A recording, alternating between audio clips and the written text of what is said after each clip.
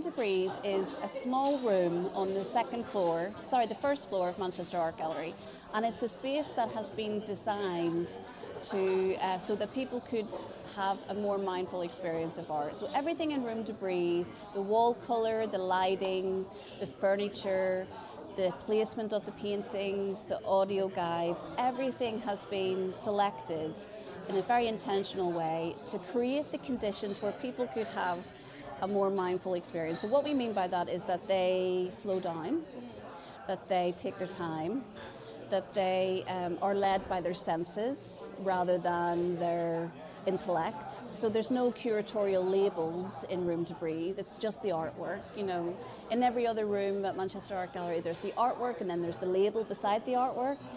There are no labels in Room to Breathe because we want people to have a very sensory-led experience. We want to encourage people to look and, you know, take notice and spend their time savouring this act of looking at artworks. So when a person goes in there, they'll notice that the wall colour is quite dark. There's spotlights on the painting, so we really, you know, we've done that to support people to pay attention to the artwork, so that the lighting is adjusted in that way. And then probably one of the key things about Room to Breathe is there's this lush and comfortable furniture in there. They were really comfortable. Yeah. So we had, you know, usually when you go into an art gallery or museum, the furniture is very sparse, and if there is furniture, it's usually a wooden bench.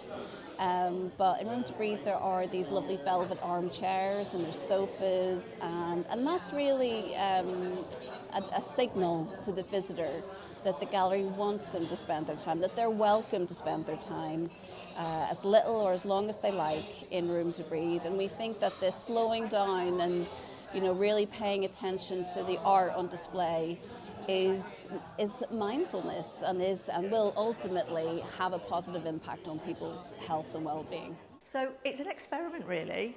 It's a small space within the art gallery that we had an opportunity to kind of take over, Louise Thompson and myself, to think about how Louise's work could inform how we design a space and how we work with the collection.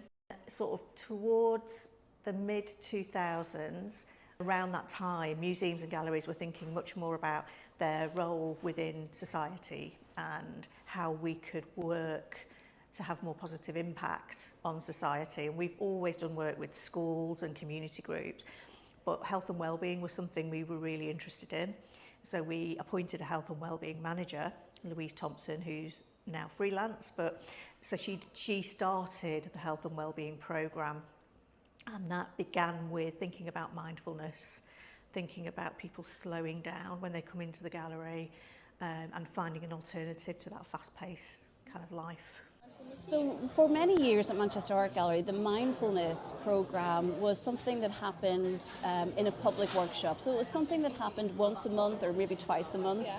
We would hold these public workshops that, you know, invited people to come in, sit in front of a painting, different painting each month, and to look mindfully. I would guide them, give them some kind of guidance in looking and noticing the artwork.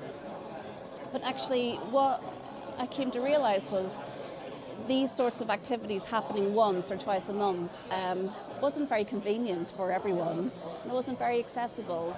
So the Room to Breathe being a key element, really what we did there was we took our practice of the mindful looking public workshops and we created a space where it happened all the time. So anyone could access it at any time that was most convenient for them.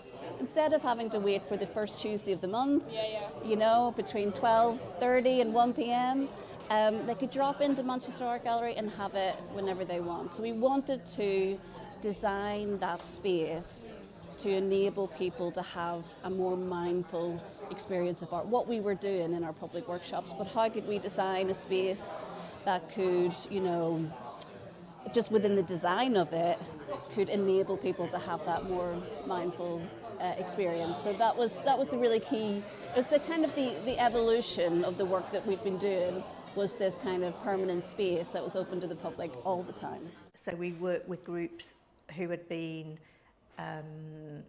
referred to Mind, a mental health charity. so groups of adults that needed that support, but also school group as well, because mindfulness is being practiced quite a bit within schools, and so we wanted to kind of connect with that. So we had two different groups. They worked with us on a series of mindfulness sessions in our art store, where we store all of the collections, and we had a kind of big long list of artworks that kind of connected with that theme of immersion. And with the groups, we selected which works would go into a final exhibition. So really it was a kind of which works they responded to, which works they found most engaging, which works they felt that they could really spend time with one-on-one. And we created And Breathe, and it was a way of experimenting with how we curate and hang things.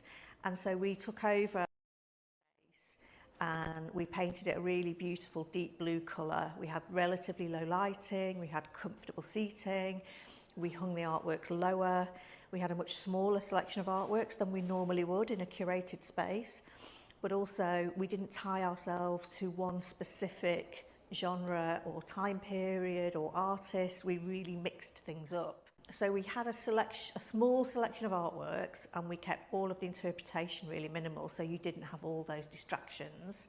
You could just sit with a work, look at it, and just feel, just stop, slow down, because people all engage with artwork in a different way. Some people just want to sit and look, some people want to know more, some people want to hear.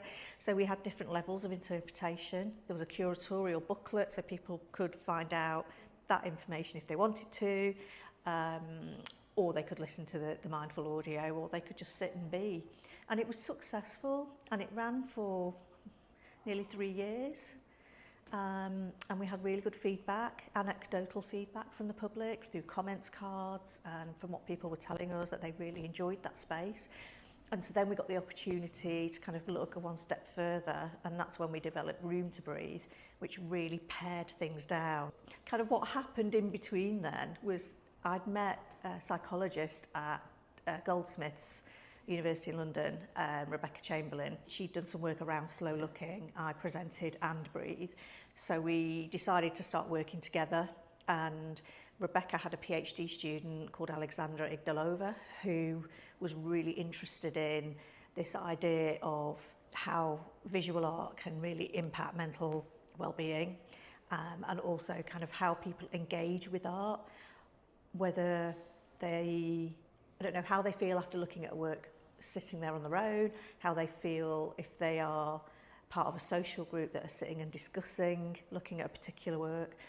So we developed the design for the space in conjunction with Rebecca and Sasha, and then Sasha set up a series of research studies which were testing various hypotheses that she wanted to focus on for her PhD. And it was really helpful for us because it helped give us some data around how people react to that space, and what works and what doesn't work. And we're still sifting through a lot of the data and the results. So what we do know was initially we had a video as people went into the space which talked about what mindfulness was, and they could watch that, or they could watch a video which actually engaged them in slow breathing. That was in room 1. Room 2, you could go in, look at the artwork. Room 3, which is where we're sitting now, you would fill in a questionnaire, and it would tell us more about how you felt going in, how you felt looking at the art, and then how you felt after that experience. And so to have some have some scientists and have some scientific data is really helping us understand what works well, what doesn't. And what's been really interesting that has come out of that was that the actual mindful video and the breathing didn't seem to have any impact on people. What people really enjoyed was the design of the space, the fact that it was a calming space, it was low lit, there was seating, you weren't bombarded with lots of imagery or lots of text. It was just, you would go in, you would sit, and you would really look at a work of art. There were certain visitors that really enjoyed the fact that you could scan a QR code and hear a mindful audio, which adds that extra level. But then some of the people just wanted to come and just sit. And so people come back again and again, which is really lovely. And we change the artworks, as I say, every sort of 6 months. So although the current ones have been on for about a year because we were running the research studies. But then we think Room to Breathe kind of had its day. Even though it's really popular, I think it's time to kind of think about doing something different, something else. So we're starting to think through what we've learned from Room to Breathe through Goldsmiths, but also through what visitors are telling us, and then how we kind of feed that through to the rest of the spaces that we hang artwork in. So there'll probably be something quite different in there in about a year's time, I should think.